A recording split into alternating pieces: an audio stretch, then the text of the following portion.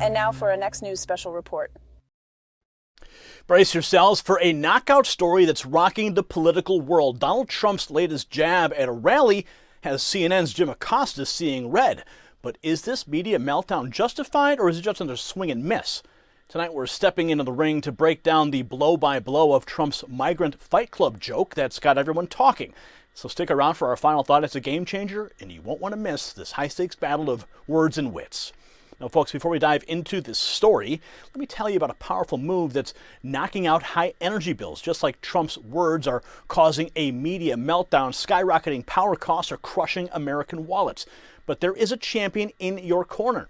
It is this device, and it's delivering a knockout punch to those greedy utility companies. This little powerhouse plugs into any outlet, reducing your home's energy waste and extending appliance life. Don't throw in the towel on savings. Go to don'twastepower.com for a 60-day risk-free trial, 65% off, and free shipping. That's don'twastepower.com. Order now and start saving.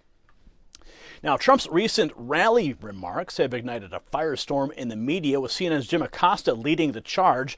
The former president's jest about creating a migrant fight league to rival the UFC has some crying foul, while others defend it as just harmless humor. So let's break down what's really happening here. At a recent gathering in Philadelphia, Trump, known for his love of combat sports, shared an idea he claimed to have pitched to UFC President Dana White. The suggestion: a new fighting league featuring migrants, with the champion eventually facing off against the UFC's best. It's classic Trump, provocative, attention-grabbing, and, of course, divisive. Let's watch the meltdown. The other thing I wanted to get into is this weekend Trump suggested that the UFC should start a migrant fight club. Let's listen to that. Dana, I have an idea for you to make a lot of money. You're going to go and start a new migrant fight league. Migrants, only migrants. And then at the end of the year, the champion migrant is going to fight your champion. And I hate to tell you, Dana, I think the migrant might win. That's how tough they are. They're just getting comfortable now. They're going to start hitting us very hard. These people are bad.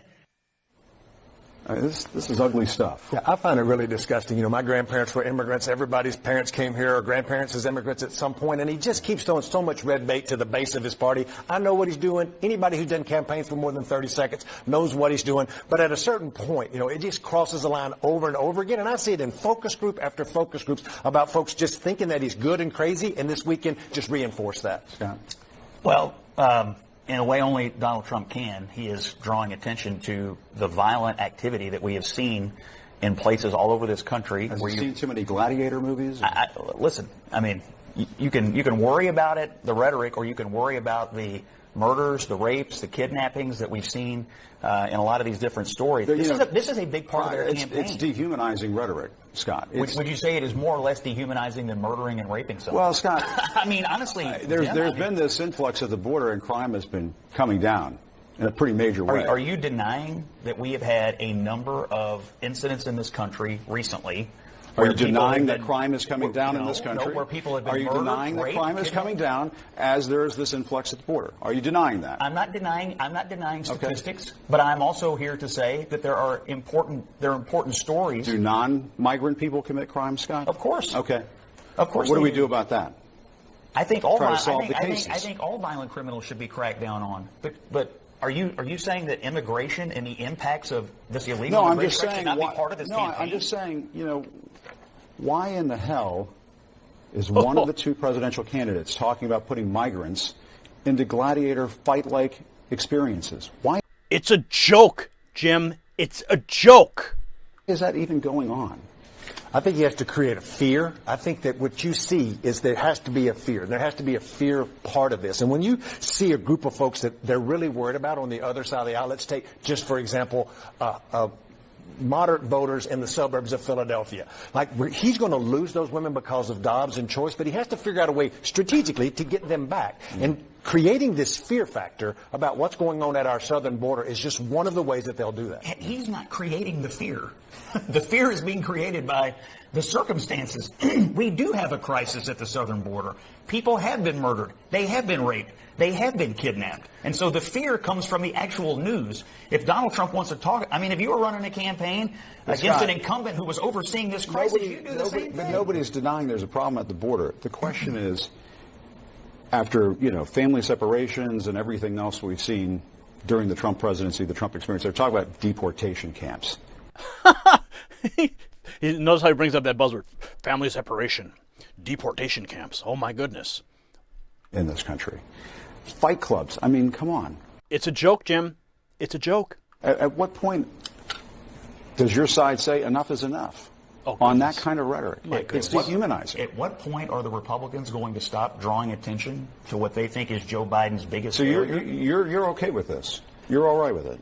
Migrant fight clubs.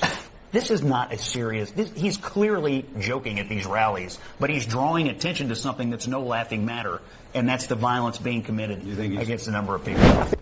Wow. Now, folks, you've just seen Jim Acosta's reaction. But let's be real. This is ugly stuff, as he claims. Or just another example of Trump's unique brand of humor. Well, of course we know what it is. See, the left seems to have lost its ability to take a joke, especially when it comes from Trump. Now, Chuck Rocha, appearing on CNN, echoed Acosta's outrage, calling Trump's comments a line-crossing attempt to rile up his base. But here's the kicker. While they're busy clutching their pearls over a joke, they're ignoring the real issues at the southern border.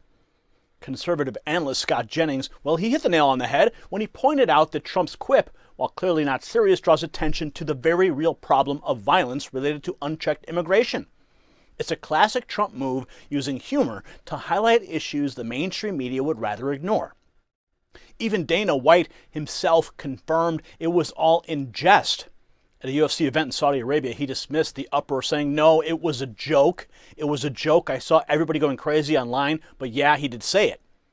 What's really interesting here is how Trump's unique communication style continues to resonate with voters. Recent polling shows him making significant inroads with black and Hispanic voters in potential 2024 matchups against Biden.